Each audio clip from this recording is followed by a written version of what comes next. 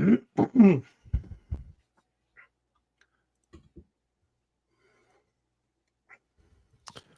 was an interesting week 5 across the SEC. Some pretenders, some contenders, a whole lot to react to. This is our SEC Squad live reaction show on a Sunday. You're talking ball with the SEC Squad.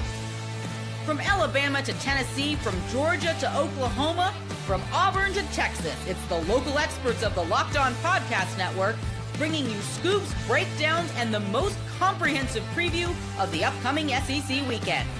It's the SEC Squad, and we have a seat for you. Hurt feelings and thin skin are prohibited. Squad up, you're part of the SEC Squad.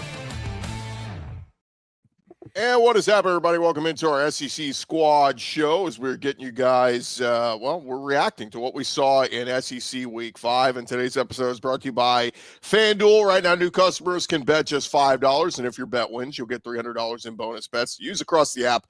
Download the app today. Let's welcome in our squad that we have here today. We got Luke Robinson from Locked On Bama. We got Chris Marler, Locked On Gamecocks. We got Stephen Willis, Locked On Ole Miss. I'm Chris Gordy, Locked On SEC. We'll see if we have some of our other guys join us. And fellas, right off the bat, we are live across all of our SEC channels, except right when we went live, I just got an error that Locked On Bulldogs would not go live to their channel. So we will not have Georgia fans reacting in the comments. I don't know if this is a sabotage. I'll speak for all of them.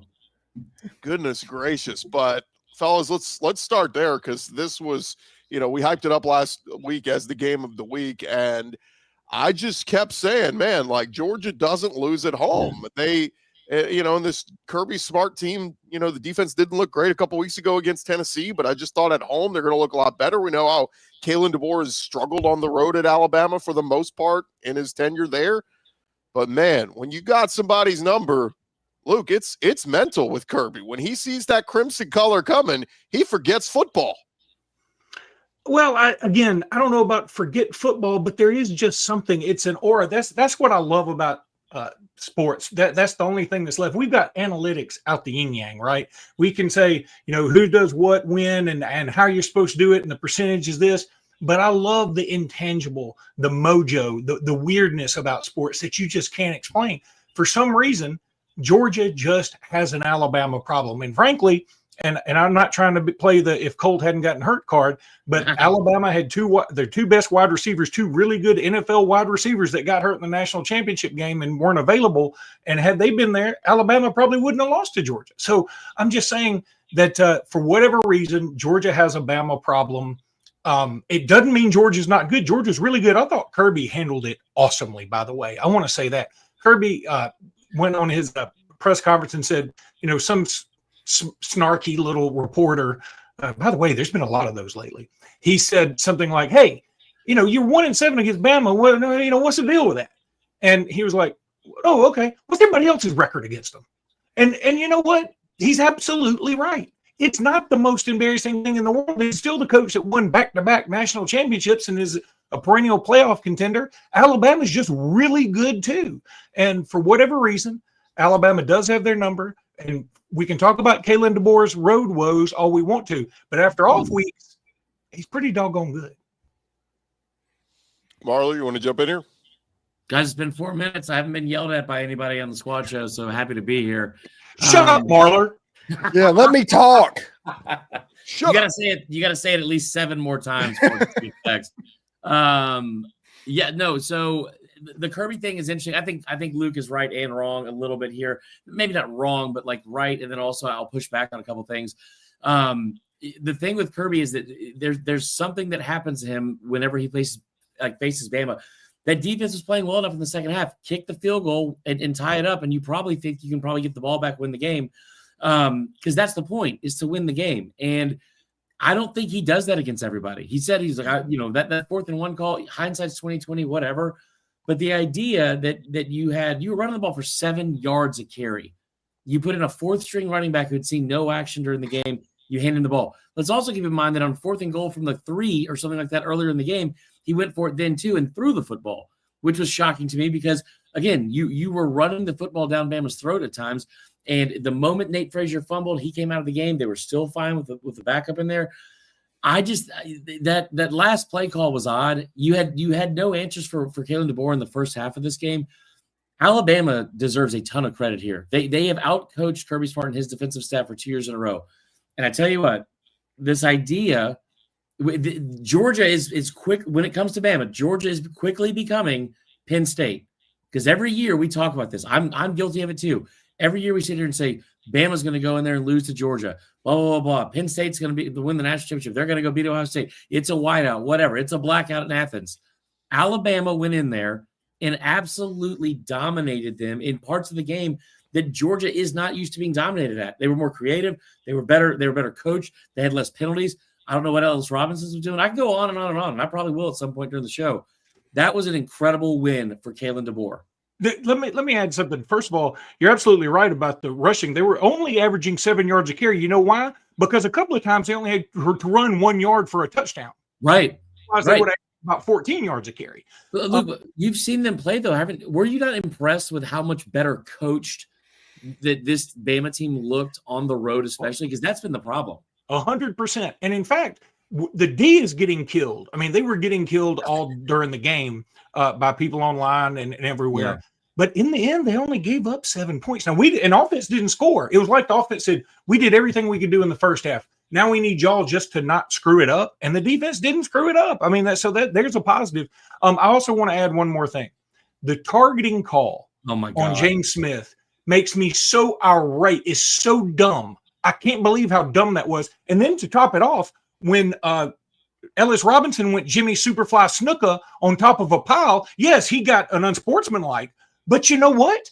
He targeted. He led with his head. He was a human cannonball, and we don't call that. And meanwhile, in the Penn State-Oregon game, some guy's neck got pushed back like Reed Richards from the Fantastic Four, and nobody called anything. I'm so tired of this crappy targeting rule. Yeah, I agree. It's absolutely nuts what's going on with that. And also, this game, I shouldn't have picked against Alabama last week. I shouldn't, because Kalen DeBoer and Alabama, they win games against top 10 opponents. Their problem will be when they go to Williams-Brice or something like that. That's their problem at the moment. But Alabama looked really good. Ty Simpson is having the year that I thought he would have. Yeah. And he is starting to put it together. And honestly, does he look a little bit like when Michael Penix was playing at Washington? He's just dealing the ball right. It's really interesting to see exactly his development, because he has been at the top of the SEC in quarterbacking this year. What I thought was so interesting, fellas, is Alabama was the aggressor at the start of this game. Like, they came out going, we're dictating the tempo of this game. And I was like, holy crap, what is happening here? And Georgia was stood around looking at each other like, what's happening?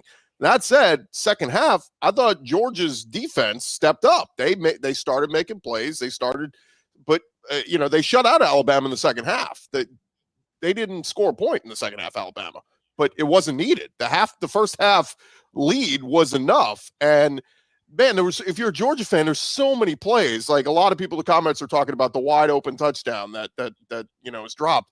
But even the Cass Jones shoestring tackle, if he keeps his balance there, he's probably going into the end zone for a touchdown. But again, Bama made the plays when they needed it. And Gordy, I tell you what, if you cover Devontae Smith on 2nd and 26, you probably win that game. If you don't fake punt to Justin Fields on 4th and 11 from your 50, you probably win that game. Like, this happens over and over and over again. And I think that Georgia fans finally get it. I think that Georgia fans finally get it, because this is the first time I've woken up and got on Twitter after this kind of game and not seen a bunch of still shots of bad holding calls that weren't called, anything like that. I think they finally had it beaten into their very thick skulls that, like, this is what happens every time you play them. I will also say I love what Steven said, and I cannot wait to get to his game, because he's just sitting over there. So just the calm. I'm so excited for you, dude. I'm so excited for this. But the thing with DeBoer as well, he brings up a great point. I think Vandy being ranked is huge, because all of DeBoer's losses keep coming to these unranked teams. And then you look at the wins. Like, I mean, Kalen DeBoer is now 16-3 against top 25 opponents. He is also 7-1 against top 10 opponents. That's an incredible job. They just have to figure out a way to keep that focus next week against. I said this is a joke a couple weeks ago, but it was barely a joke. You had to feel almost more confident they could go beat Georgia then that they could go beat Georgia and then beat Vanderbilt, because they have Georgia's number. And Vandy, man, I tell you what, and just last thing on Kirby's response, look at all the other teams. Vanderbilt, Louisiana Monroe, and Georgia all have the same amount of wins against Alabama since November of 2007.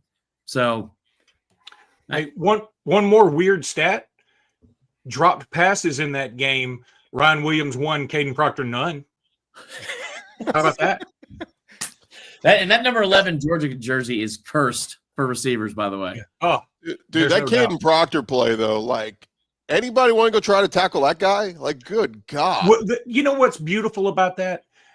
You talk about big man touchdowns, and usually it's like on a defensive lineman picking up a fumble and going, Jonathan Allen in 2015, was it 15 against Ole Miss, or 2016 against Ole Miss? And, that's all awesome. This was set up for Caden Proctor, and how about a week for him where they talk about his weight loss? I mean, all he had to do was floss his teeth and lose 10 pounds, but he gets down to 359 pounds. His goal weight was 360, and then they give him this opportunity, and they put all this trust in him, and man, it's just fun. And no, Nick Saban wouldn't do that. He did sort of do it one time against LSU when we threw it to a lineman, but that was more Lane Kiffin than Nick Saban. And I think that this team's just going to be different. It's going to have some weird plays where we give it to Jeremy Bernard, and then Jeremy Bernard throws it 2 yards to Isaiah Horton for a first down. It's not the best gimmick play you've ever seen, but it was pretty fun. I agree. Yeah, by the way, we're getting it in the comments. It was announced this morning, College Game Day is heading to Tuscaloosa next week for the Vanderbilt game. We live in? And it's crazy because Corey, blow it out, Corey. Here's what I heard from some folks behind the scenes. They were going to Tallahassee for FSU Miami until Florida State lost to Virginia in overtime on Friday night. And then I heard Houston versus Texas Tech this coming week, both undefeated, was kind of in the waiting if Bama was going to lose to Georgia. If Bama lost to Georgia, they weren't going to Tuscaloosa. But because Bama beat Georgia, they held out, waited for that one, and they got Vanderbilt. A College Game Day is going to a game Vanderbilt is playing. So what you're saying is because Alabama was able to win a game, they were able to keep Vandy was able to get game day. So it wasn't because of Vandy getting game day. It was an Alabama win that did it. It's part of that. 5-0 since I think 2008. I think the last time Vanderbilt was 5-0. So it's a great story, but I'll say it. I think Bama's probably the sell here for game day. Oh, but get ready. There will be, the Diego Pavia storyline. It's going to be. But guys, I said this after week one, and again, this is why you don't overreact to what you see in a first week. Look, 5 days ago, I had LSU playing Georgia in the SEC title game. 5 days later, look at where, it's like, now, does anybody feel good about that pick? But everybody overreacted to Bama week one and the loss at Florida State and Ty Simpson. I just said, look, I talked to Ty Simpson at the Manning Passing Academy. So I was like, the kid's there. He's the leader. He's going to play. He's going to have good football ahead of him. And he came back home, and I get it was Louisiana Monroe and a bad Wisconsin team, but he got his confidence back. He got his swagger. You saw the chemistry. And I hoped on week one, not having Jam Miller hurt. And he wasn't great yesterday, but he made some nice plays. Jam Miller picked up blitzes really well. Jam Miller caught the ball when he needed to. Jam Miller, you know what he did? All he did was, he had like 12 carries. He had like 40 something yards, but they were all important. Yeah. He just made things happen. He is sort of the heart and soul of this team, and having Tim Keenan back helped a lot too. The problem is apparently Quay Russaw broke his foot, and he's going to be out a little bit. That sucks. Yeah. Also, Jam Miller, biggest play of the night. Lead blocker for Caden Proctor on that screen pass. That's so insane, man. Like, what a great play. And by the way, Ryan Grubb deserves some love too. I thought that last play. I also love the fact that you had guys like Desmond Howard's like, Alabama does not want to throw the ball 40 times to win the game. And then you look at like the numbers with Grubb and DeBoer together, and that's exactly what their quarterbacks have averaged. And it's a great win. I'm not the host, but we got to get Steven going here. Well, hang on. Let's do this real quick. We'll do a quick this thing.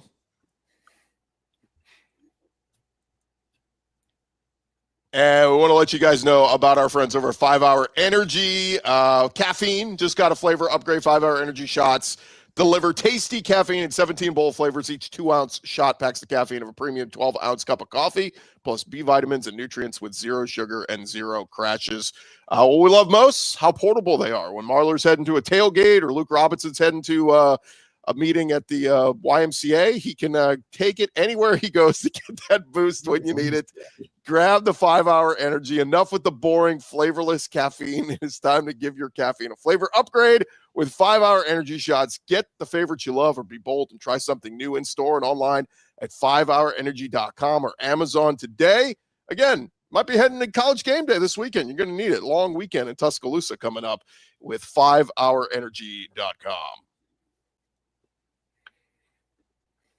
I've Sorry, had Luke. 3. Couldn't think of a meeting on where Luke might be going.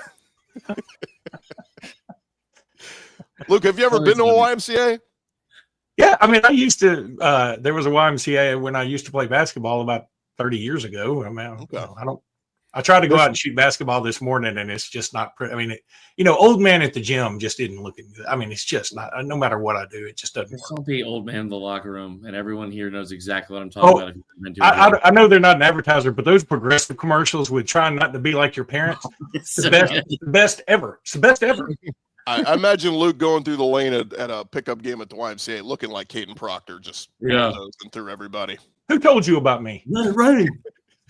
Well, Steven, let's get to your game. The other big game of the weekend, it was LSU at Ole Miss, and the Rebels win this one 24-19. And man, what a monster win for Lane Kiffin as the week went along. I think everybody was kind of jumping on the LSU bandwagon, saying this defense is legit. And I still think LSU's defense is really good. I mean, Trinidad Chambliss, had some good plays, had some bad plays, but the story of the game is LSU's offense. And whether it was what Ole Miss's defense did to them combined with they're just not very good right now, this is one that I think I predicted LSU to win 30-24. Guess what? Ole Miss was held to 24. It's just LSU's offense couldn't get to 30. What'd you make of the game, Stephen?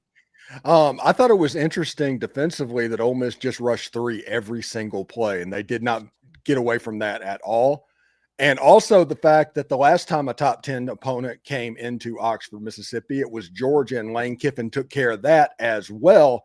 Maybe this whole big game Lane thing that everybody liked to joke about, that can be get put to bed for the time being. I think offensively, listen, everybody was supremely confident about this game. LSU fans were supremely confident about this game. Ole Miss fans were supremely confident about this game. Both sides were almost uncomfortably confident about this football game. And what you saw is Lane Kiffin, he had this cat that ate the canary grin on his face all during the week, which means he found something against the LSU Tigers and the way to make that defense hurt. And what he found was what they were doing over and over on short yardage that led to 50% third down conversion and keeping long drives alive. If you didn't turn the ball over, you overcame double-digit penalties in this game. Ole Miss's offense didn't play particularly well. All week we heard this is going to be a D2 quarterback going up against an $18 million defense. This is a D2 quarterback going up against an $18 million defense. Well, maybe they thought it was D3. Maybe they just didn't know. Maybe they want a refund. Either way, Ole Miss dominated that game, and that score was very flattering to LSU. I'm so happy for Steven. I mean, look at the confidence. He's sitting there he's sitting straight up. His posture's good. I love it, man. He really is. And you know what? Lane Kiffin this week, after that documentary, I think he became like a lovable character. There were a lot of people who still didn't like him for whatever reason, maybe thought he was cocky. I thought that documentary really showed sort of a softer side about him, and you just want to like the dude. And he's just out there having fun now. And Ole Miss is a fun team to watch. The Chambliss is a great story. And I mean, woe to the team that has to face Ole Miss in the future. I mean, kudos. They're really, really good. Yeah, and one thing that's going to be interesting, Ole Miss has to go to Athens. They have to, in 3 weeks, go that way. They're not exactly setting the world on fire against the pass right now. I mean, that's not an unwinnable game, Georgia. Yeah. And then they have Oklahoma. I mean, you don't know about John Mateer. This is setting up right now, and it's early in the season, only 5 games into the season. I'm aware of that. But Jackson Dart left last year. Ole Miss went all in. This is kind of looking like the Tennessee T. Martin team a little bit. Oh. This might be Lane Kiffin's best team at Ole Miss. At least they're playing like that right now. I like the Tennessee Hendon Hooker one as well, just because, remember Joe Milton was the guy who started that year. And Hooker came in, which is so wild to me that I don't know what they could have seen. But, yeah, dude, congrats on the win. Awesome win. And here's the thing that I think is scary for LSU fans that I haven't really seen admitted too much of. That is, this was not like this game wasn't as close as the score I think said it was. And you look at a couple things. Ole Miss had like 11 penalties or 9 penalties in the first half alone is the most I think in program history. They ended up with like 11. There were just whistles all day, really on both sides, but especially against Ole Miss. You had the fumble on the big pass play that they got down to like 2-yard line and fumbled in the end zone. I mean, this was very close to being a blowout in a lot of ways, where it's like, where at the very least, where LSU does not have a ton of, well, if this would have just gone our way, because a lot of things did go their way and they still weren't able to win. Tough environment on the road. They're down a starting tackle. Obviously, he gets injured in pregame. Obviously, Caden Durham. What I was most disappointed in from LSU is not the fact that they lost or that the defense got kind of shredded after what we'd seen from them the first 4 weeks. The lack of intent in the run game, I thought, was shocking, because Ole Miss came in and had, statistically, they had the worst run defense in the entire SEC, giving them like 190 yards per game. I understand Caden Durham's out. I understand they've struggled running the football. But in the first half, knowing that and knowing that they wanted to try and establish the run to an extent, at least that's what Brian Kelly said all week, they had 3 carries to their running backs for 14 yards. Like, at some point, why not try to be intentional with the run game? Xavier Thomas he got the start in the backfield. So I thought that was weird. And the other thing, too, is it's not a secret at this point. It feels like something is wrong with Garrett Nussmeier. I think, like, physically, I think he seems hurt. He's just not able to get the same amount of zip on balls. And then we saw some of that 2024 A&M game, Nussmeier reared its ugly head with some of the decision-making that he had. And I think I still think it's a very long season. LSU is a very good football team still, and the ceiling is still incredibly high because of like the talent on the roster. What a win, man. And again, Trinidad Chambliss is QB1.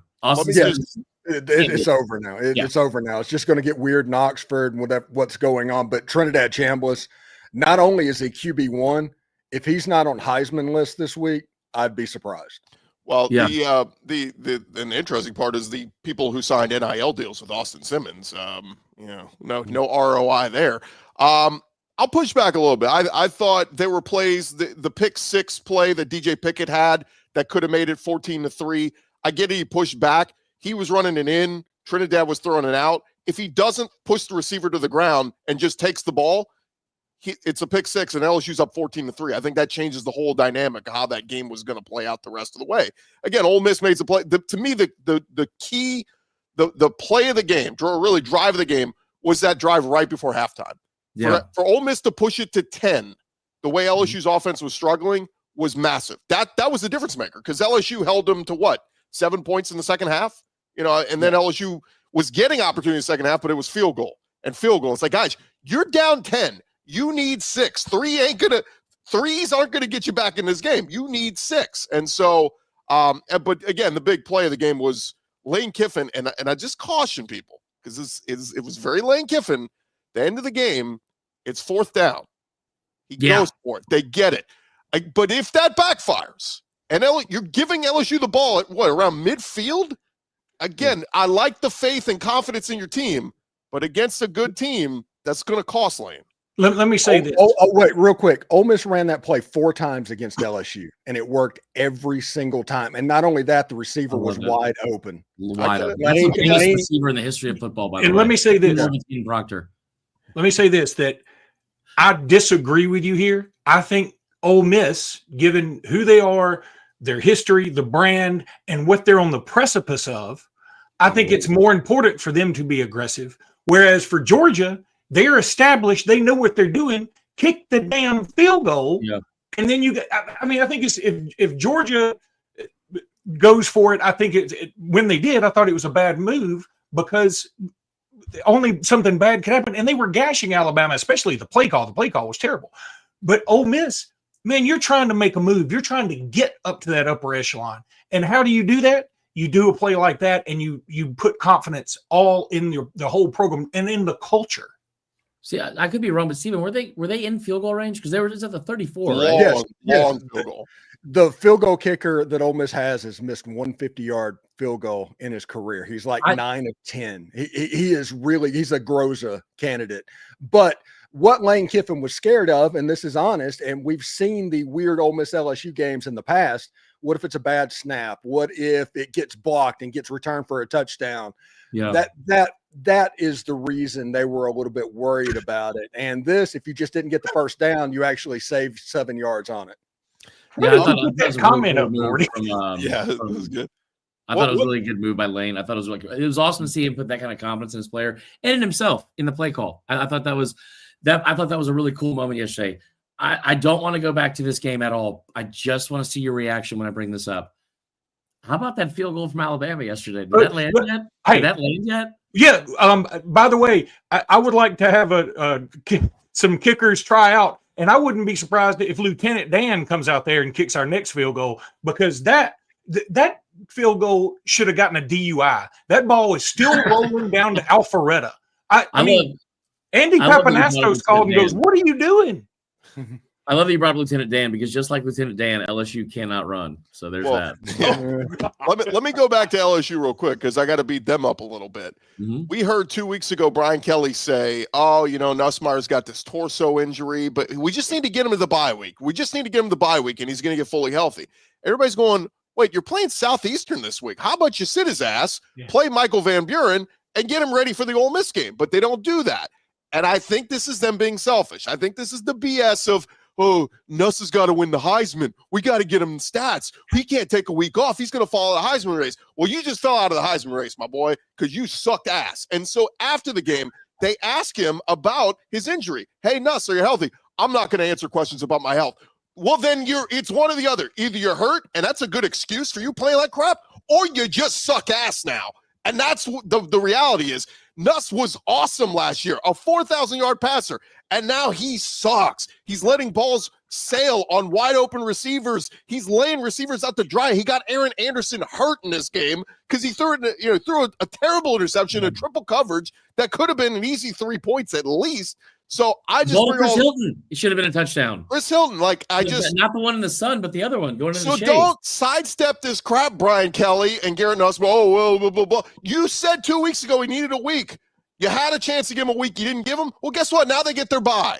Now they're going to get their awesome bye. And guess what? We might see a healthy Garrett Nussmeier in the second half, but it cost you this game. And I heard some people saying maybe you should have given Michael Van Buren a drive or two just to see what he could do.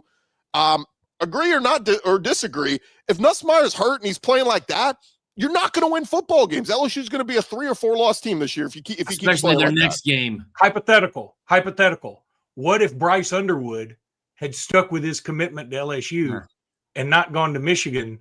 Would there be a QB controversy right now? So if Bryce Underwood, I love this idea, but here's the thing about that. And I think the Bryce Underwood thing is such a massive win for LSU still.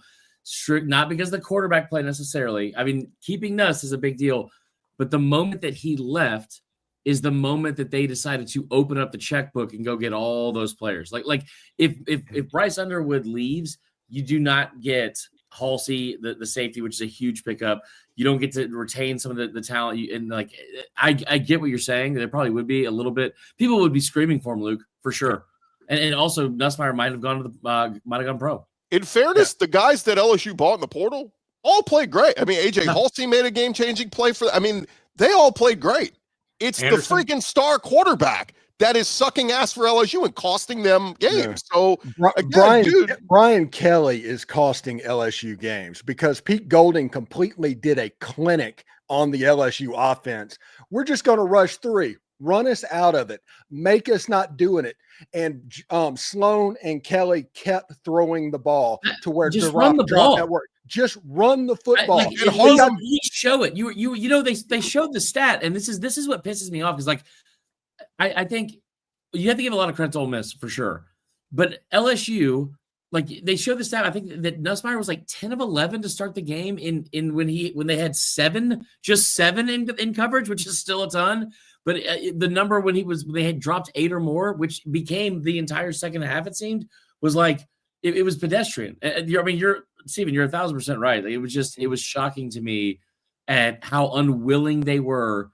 You have Harlan Berry, former 5-star, Caleb and Jackson, they finally ran. They finally ran Berry late, and he looked good. I'm like, why didn't you run that guy in the first half? This whole he's a freshman. This isn't 1942. We don't play freshmen. Like, he's your best damn healthy running back. Play his ass.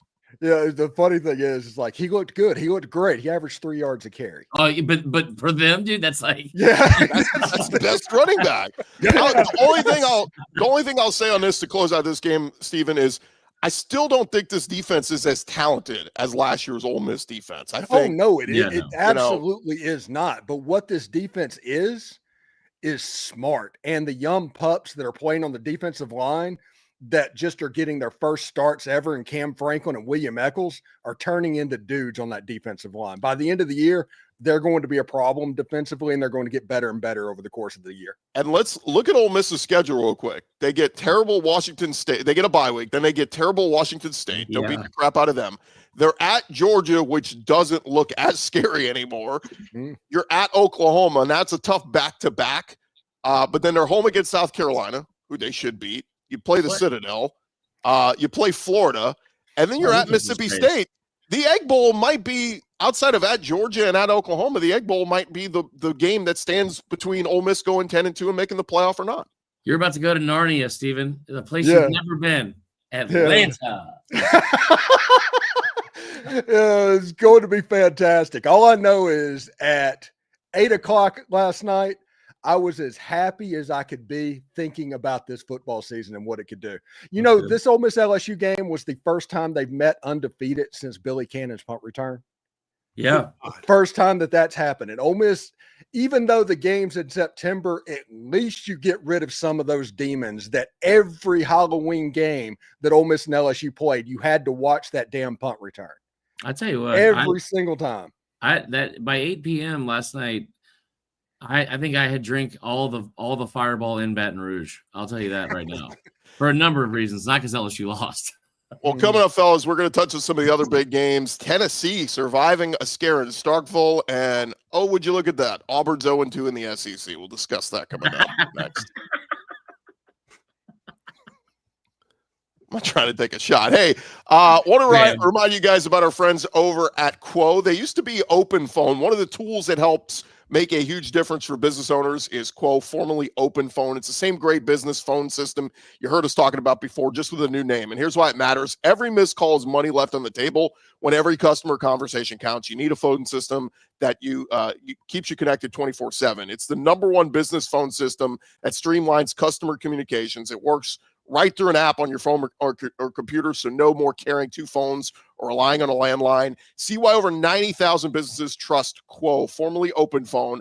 Get started for free and get 20% off your first 6 months at QUO.com/LockedOnCollege. That's QUO.com/LockedOnCollege. And if you've got existing numbers with another service, they will port them over at no extra charge. QUO, no missed calls, no missed customers. And look, guys, the NFL is about to get started here on this Sunday, and FanDuel has an offer you don't want to miss right now. New customers can bet just $5 and get $300 in bonus bets if you win. That's right. You pick a bet, you put down $5, and if it hits, you will unlock $300 in bonus bets to use across the app. Again, you're playing fantasy football anyway. You're watching NFL games. You're watching the college games. They got all the big SEC games up there every week. If you're watching football anyway, look, it makes it even more exciting if you got a little something riding on the action. Whether you're a casual fan or you love diving into the stats, FanDuel makes the game day experience so much better. So what are you waiting for? Visit FanDuel.com, download the FanDuel app today, and get started. I want to piggyback on that. What's up? What you got? Piggyback on FanDuel. It is a great deal. $5 wins you $300 in bonus bets. Do not start a joint betting account with your fiance or significant other, because the amount of arguments we've had over parlays in the last 24 hours has been unbelievable. And we've been winning. It's unbelievable. But definitely go to FanDuel. It's a great deal. Man, I would a joint Facebook account. I wouldn't recommend anything joint, right, Luke? This is way cooler. Luke, you're muted. You're muted. You know what? I'm famous for muting myself. It's the untangling of the joint stuff later on that's the problem. And I don't know how it is for a FanDuel account. I can tell you how it is for a checking account. Where do you guys want to go next? You want to do Tennessee, Mississippi State, or Auburn? No, I don't. I want to talk about South Carolina. There's no one from Tennessee or Mississippi State on the show. Okay, well, let's do South Carolina. Monster win, 35-13. Seth McGowan scores the first touchdown of the game for Kentucky, and he throws a football. Lenore Sellers' grandfather, if you missed that story, he had to apologize after the game, but that would be the only touchdown Kentucky would score in this one, as Lenore Sellers in South Carolina called this a get-right game. It was a get-right game for the Gamecocks. When is Kentucky going to stop just handing over bulletin board material to South Carolina for these games? Like the fact that Beamer's addressing in the postgame, yeah, and somebody brought up the fact that Beamer ball isn't a thing or blah, blah, blah, blah. We're not talking about Auburn right now. You know what? We'll start talking about those teams when the host of the shows show up to the actual event. He's Get it off the chat, screen, I'm on right now. In the chat. So he won't be here. He's in the chat, but he's like, listen, it's probably about time for communion. If you're at church, get out of here. Thanks, Christopher Satterfield. Anyway, I think you suck. Oh, that's unique and funny. Very original. Anyway, this game yesterday, the biggest thing that South Carolina needed to do was figure out an identity, and they were able to do that. Kentucky's not a good football team. They're not a good football team, but they had a week off coming into this game. Not in a rude way, Stephen. We also saw in this exact weekend a year ago them go on the road as a huge underdog and win against Ole Miss. That was like, think about how you felt as a South Carolina fan going into this game. You get bullied by Vanderbilt. You had multiple opportunities to beat Missouri, couldn't figure out how to tackle Ahmad Hardy. And then you go into this week and you get two running backs that are in the top 10 in the SEC in missed tackles force, both big 215 plus type backs at Kentucky. And you were able to fix up all of your tackling problems. It's also a Kentucky team that had just 2 turnovers this season and had allowed just 3 sacks on the year. You go out and get 6 sacks. You force 4 turnovers. I thought Lenore Sellers was great. They finally ran him. He had 14 carries for 81 yards. He put the cape on multiple times, and he also went 11 of 14 through the air. So, listen, get all, like, I'm not convinced that South Carolina is going to go win 9 games like they did last year, or that them making a bowl game is still in question considering the back half of the schedule. But I just want to remind everyone here that's loving the fact that they get to talk trash to South Carolina for some reason. I didn't know that was such a popular thing to do. Everyone was saying the same thing about this team last year when they were 3-3. They got destroyed at home by Ole Miss and Stephen Willis' team. Like Stephen probably could have played quarterback better than Lenore's that day. 27-3, and then they rip off 6 straight wins. So let's just sit here and also remember that we saw this once before last year. Maybe not be the same team, but it was at least a really, really big one. And the last thing I will say too, if you haven't watched it yet, watching Connor Shaw come out of the cockaboose at the 50-yard line, less than 10 days after he collapsed at his son's football game to pump that crowd, I got chills thinking about it right now. Incredible moment for any fan, even if you don't care about South Carolina. I'll say real quick on the Gamecocks. I mean, look, they got in the win column in the SEC. Guy's tired. Tell him to get a 5-hour. Shameless plug. Talking about South Carolina's making you sleepy. Go get a 5-hour. They got tons of flavor. They're coming out with a pumpkin spice flavor. Sorry, Lori, go ahead. They were a dark horse playoff team before the season, and I think that's kind of out the window now with the 2 early season losses. Can they go on a run though and have a nice finish 9-3, 8-4? I think it's, I could talk myself into it because the Clemson game at the end of the season is, I mean, they should win that one. Coastal Carolina, they should win that one. The tough one is your 3 road trips are at LSU, at Ole Miss, and at A&M, and your remaining home games coming up are at Bama or home for Ole Miss and home for Bama. It's a tough stretch. One-dimensional LSU. The A&M team that scored 13 points on Auburn yesterday and was in a death match. That's not the right phrasing at all. Was in a cage match with Auburn yesterday. I listen. Crazier things have happened. I mean, the Ole Miss game is the one that is the scariest out of all those. I think the tough part here, though, is Marler. If they lose, let's say they lose at LSU, then lose to Oklahoma, then lose to Alabama, and this thing starts spiraling, do those Virginia Tech Shane Beamer rumors? Oh, yeah. Pop up again, Yeah, for sure. So that's all you got? That's all you got on that game?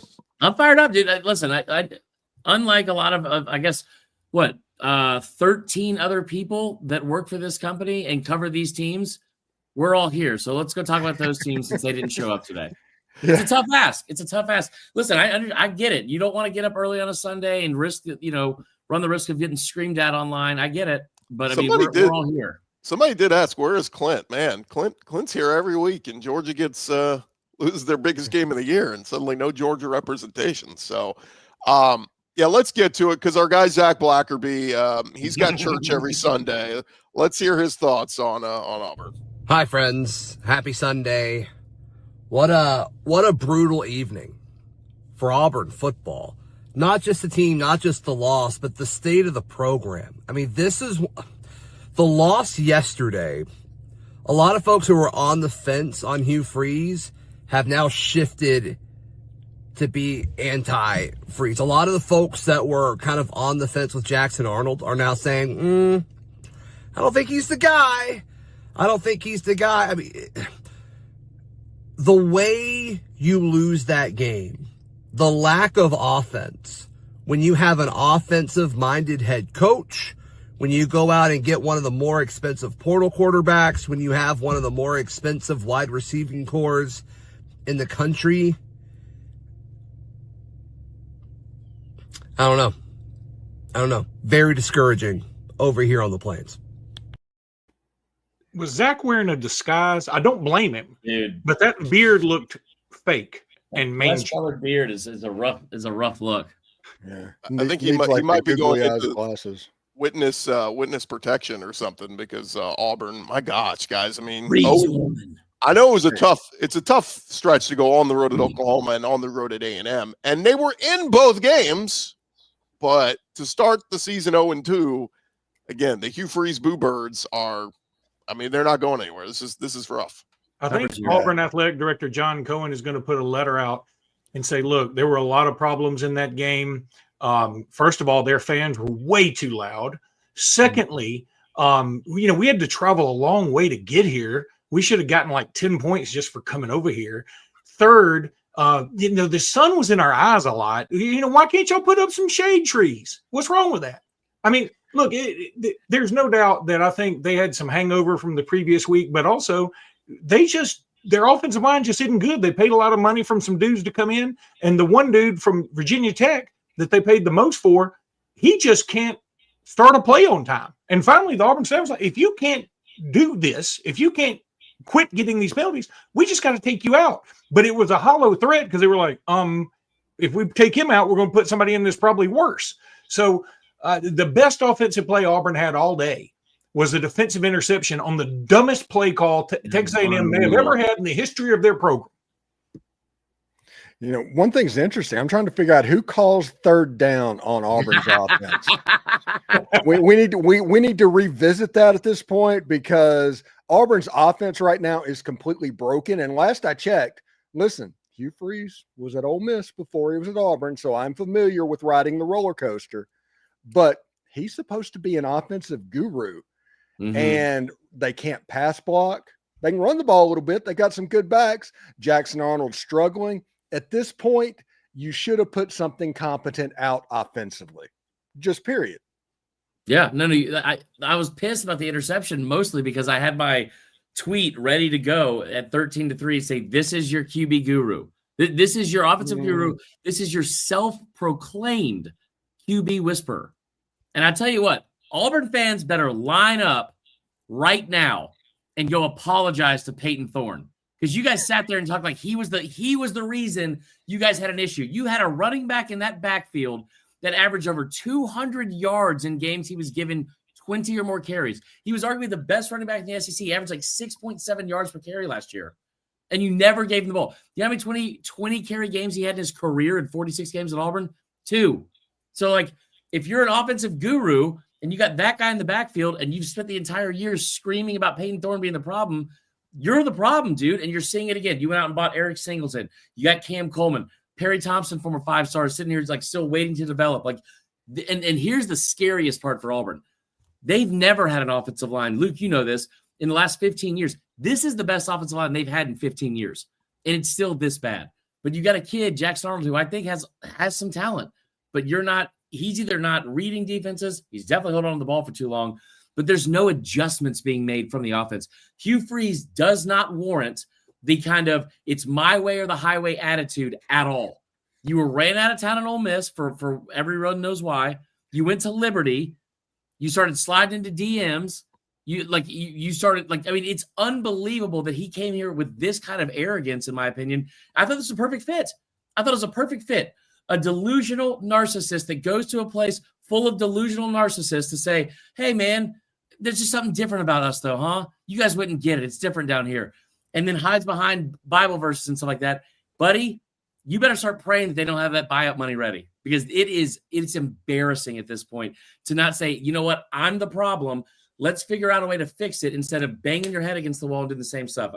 That might be almost like he's trying to get fired. I mean, honest to God, that's not a bad gig. I mean, you get fired and you get a boatload of money and you go to the house and do whatever you're going to do. But look, the fourth down, 4th and 1. So inexplicably, Auburn had a chance in this game. It's 16-10, and Auburn had a chance because Texas A&M, again, the dumbest play call. Texas A&M fans ought to be irate about that. They missed 2 field goals, and then they throw an interception at the just so bad, so stupid. But it's 16-10. You get to 4th and 1. How do you not tell your quarterback, dude, hot route immediately, slant immediately, or you run it right up the middle, or do something? 3rd and 1, Luke. It was 3rd and 1 before that. Yeah, how do you take a sack? How do you take a sack? For the second week in a row, that's how the game ended. That's a quarterback issue for sure. But again, I love what Steven said again. And for those of you who don't get the reference, who's calling the play on 3rd downs? They were 0-12 on 3rd downs. I think they were 0-13 on 3rd and 4th downs combined. But that is pathetic, for one. Maybe it's time to do we talk about how bad Billy Napier is. At least Billy Napier is sacking up and saying, I'm calling the plays. Hugh, call all the plays.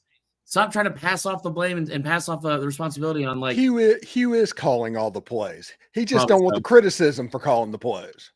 Guys, I want to tell you a stat that I just found. I'm not vouching for it, but it seems right. This comes from an Auburn message board, and kudos to Big Daddy 36830. Not to be confused with Big Daddy 36831. That's a zip code for sure. What an idiot.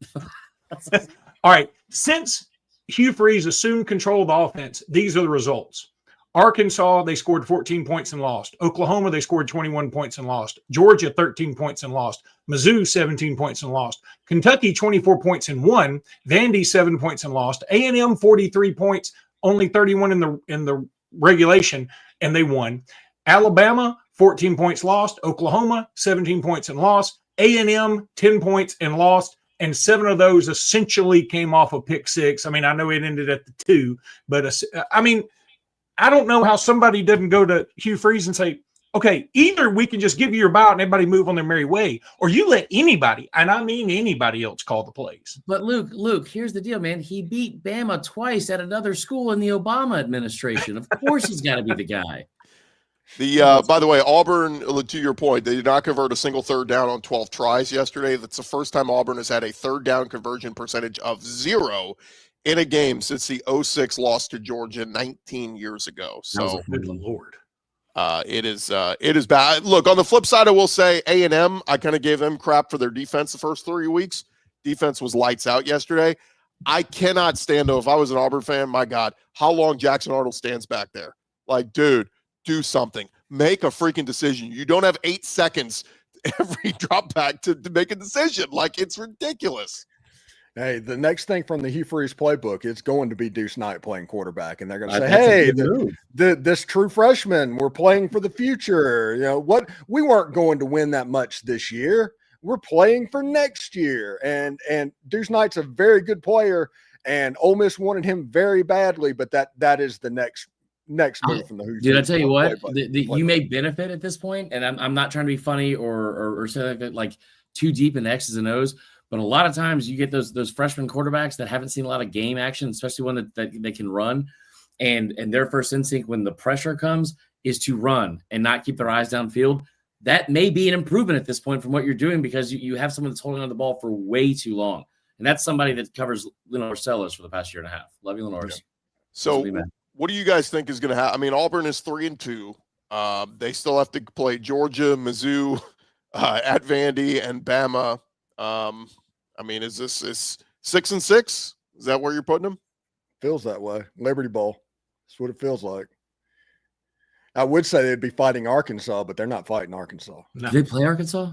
Yeah, they do. No, for the Liberty Bowl. I mean, that would be funny because Arkansas is not going to the Liberty Bowl. Hey, I picked Arkansas to beat Notre Dame. That's how we all did. That was just because the Golden Dome hate. Let's jump around, guys, because we only have a couple minutes left. But real quick, Tennessee, got to give them some love, finding a way to get out a win in Starkville. But major props to Jeff Lebby and the Bulldogs. Yeah. They put up a hell of a fight. We were kind of all surprised when we saw that line was around a touchdown. It was like, gosh, giving a lot of credit to Mississippi State. The fans brought it. The cowbells were going. Man, just a couple mistakes down the stretch of that game. They were in it. They get to overtime, and I mean, look, Tennessee's run game is they're just good. They can run the football on you, and you know, I say coming into the season, Mississippi State is going to win an SEC game. Yeah, they almost won this one, so at least the rest of the SEC is on alert. Do not take Mississippi State for granted, but Tennessee, good win for them. Gutted one out. I don't want to like Tennessee deserves a lot of credit. They're undefeated in regulation still. And now they got back a little bit in this game, and it was an incredible fight, I think, from both teams. Aguilar's kind of struggled a little bit at some of the decision making, I think, over the past week or so. Here's the thing, like I don't want to sit here and praise a loss, but Mississippi State does deserve a ton of kudos because it is their 13th straight loss. I know that like it's a heartbreaking way to go out. But I mean, you think about the fact that where they were a couple seasons ago, no one in the country has had to go through what this fan base and team has with losing a coach that unexpectedly passes away before a bowl game. Then you hire somebody, you fire him a year later. And they think about this too. Lebby, an offensive mind, an offensive guru, as Hugh Freeze would call himself. Lebby goes out there and you lose your best two receivers to A&M and Mizzou in the portal. And still, the fight they had yesterday was awesome. But again, also credit Tennessee because they were very, very resilient in a very hostile environment too. Yeah, if we're going to talk about battered Aggie syndrome, oh man, Texas A&M does not do very well against schools from Mississippi, and Mississippi State plays Texas A&M on Saturday. Oh, the Jackie Battle of the Maroons. A few other games here to mention. How about Vanderbilt? They were in a dogfight with Utah State for a little while. I kept checking. I'm like, when are they going to pull away? And they did in the second half. They went 55-35, but. Diego Pavia, 5 touchdown passes, rushed for 79 yards and a rushing score. They are absolutely red hot. This ain't your daddy's Vanderbilt, and they're coming into Tuscaloosa, man, feeling themselves. Well, it's a quarterback who's my daddy's aged Vanderbilt, because Diego Pavia is 57 years old, but he is really awesome. And this team is fun to watch. The tight end is really good too. They just played tough, and Alabama better be ready. And they're already going to be down Quay Russaw. James Smith's going to have to miss the first half because that borderline criminal targeting call. Alabama's got some other injuries, and Alabama's also the team that's going to have to outscore you. I mean, that's such a cliche thing to say, but Alabama's going to have to put a lot of points up. I mean, Vanderbilt has put 121, 122 points up the last 2 games they played or something like that. It's ridiculous. So they're going to be a formidable opponent, and it's going to be a big deal. They're running the score up on people. This is not like a 5-0 Vanderbilt team that is eking out wins. I mean, like you can sit here and say the competition hasn't been great, whatever, but like they are not eking out wins. Every single win by 20 plus points. I mean, they put up 70 for the first time in 105 years or 107 years last week. That's pretty good right there. Maybe this guy should be on the panel. This guy's pretty funny. But I also think too, the concern here, Luke, is if you're a Bama fan, especially Pavia is going to go out there every single week. He had 5 touchdowns yesterday. That kid is automatic to go complete 67 to 70% of his passes, get you 2 touchdowns, and most of the time not have a turnover along with it, like over the past 2 seasons, right? But more so, they are a physical team. They were a physical team last year against Alabama and ran the football. They stay ahead of the chains. They don't make a ton of mistakes.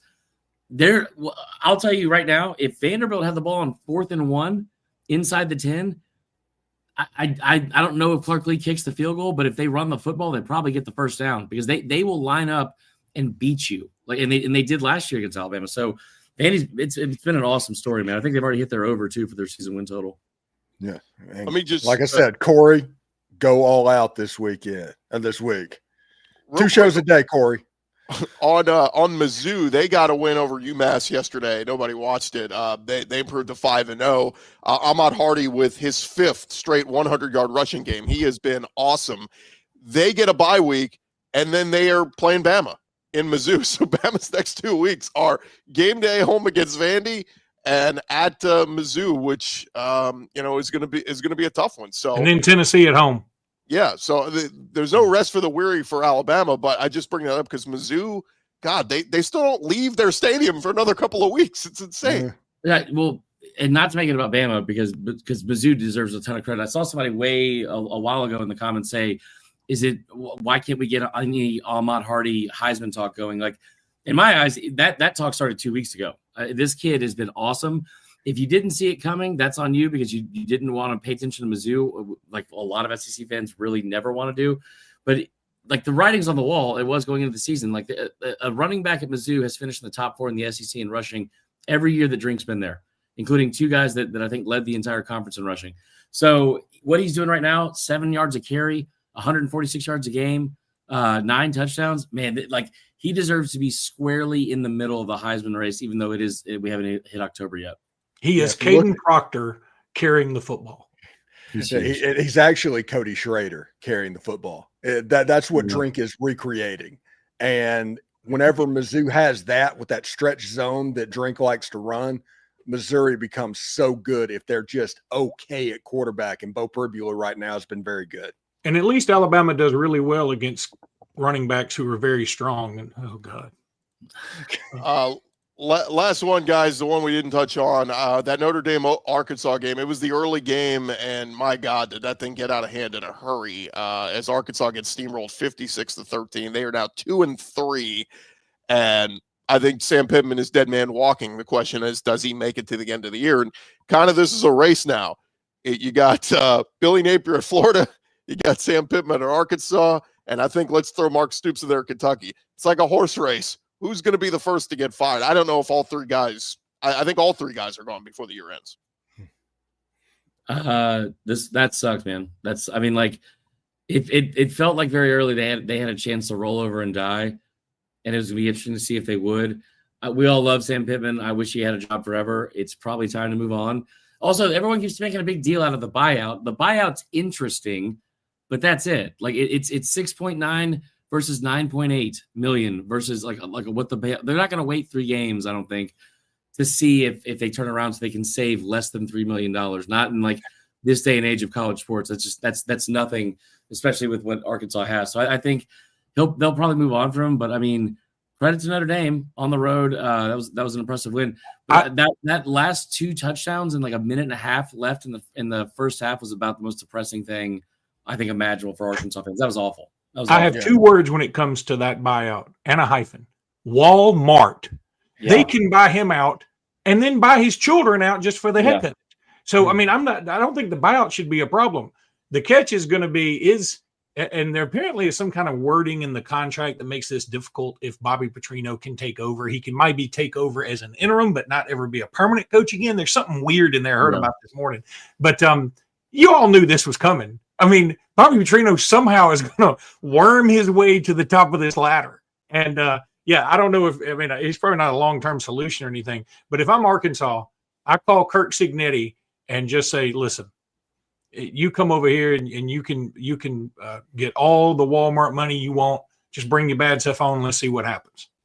Yeah. The coach that would be the perfect fit to me and would actually scare the heck out of me as an Ole Miss fan would be John Sumrall going to go into Arkansas. Gus Malzahn.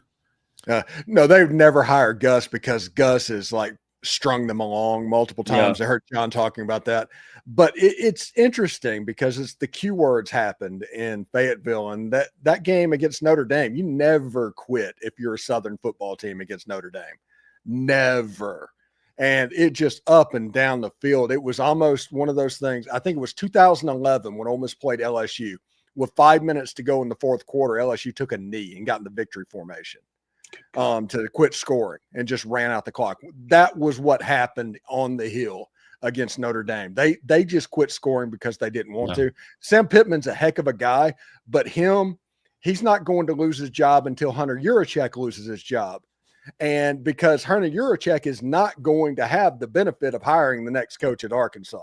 No. That is passed. Real quick, guys. Mike Gundy, that'd be an interesting one. I think he'd be good at Arkansas. I'd be in for that. Let him coach the rest of this season. Who cares at this point? Yeah.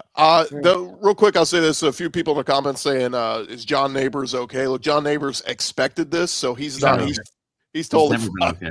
It's unrelated to the game, but he's not okay. You can't kill something that's already dead inside. It would be the other way if he thought Arkansas was going to beat Notre Dame, which he said was not going to happen. Yeah. So it played out as expected. I mean, the interesting part is if you fire Pittman and make Petrino the interim coach, defense is the problem. I mean, I know the offense didn't do a ton, but at least through the first few weeks, offense was the least of your problems. It's the defense. Travis Williams, this might be the worst defense in the SEC, hands down. So they're awful. They're like 2023 LSU bad. I mean, they are really, really bad. Or 2020 LSU even. Like they are really bad. And I'd say that the thing that's so weird too is I finally get where Neighbors is coming from a little bit, because every time, even early on in that game, when they had a chance to do anything, drop passes, dropped interception, another drop pass. I mean, like it's just it's frustrating for sure. Yeah. Well, guys, go ahead, Steven. It's just sad. I don't think Travis Williams is ever going to coach defensively coordinate again. I think this is a career ender for him. Real quick, we will be we'll do our squad show later this week. It's kind of a weird week in the SEC. Texas at Florida will be interesting because it's Arch Manning on the road for the first time. Vandy, Alabama will get a lot of the attention. The only other one, Mississippi State A&M, which you guys kind of said, that's kind of gathered some interest now because of Mississippi State and their offense, and Kentucky at Georgia. I mean, that should be a get-right game for Kirby Smart and the Bulldogs. But and Kent State plays Oklahoma, which, okay, no John Mateer. It kind of is whatever. So kind of a dud week coming up in the SEC, but maybe there'll be some sneaky good games to react to. Any closing thoughts from you guys before we wrap up? Nope. See you in Atlanta. Yeah, don't drink bleach either. That's not a good idea. See you guys See ya. later in the week.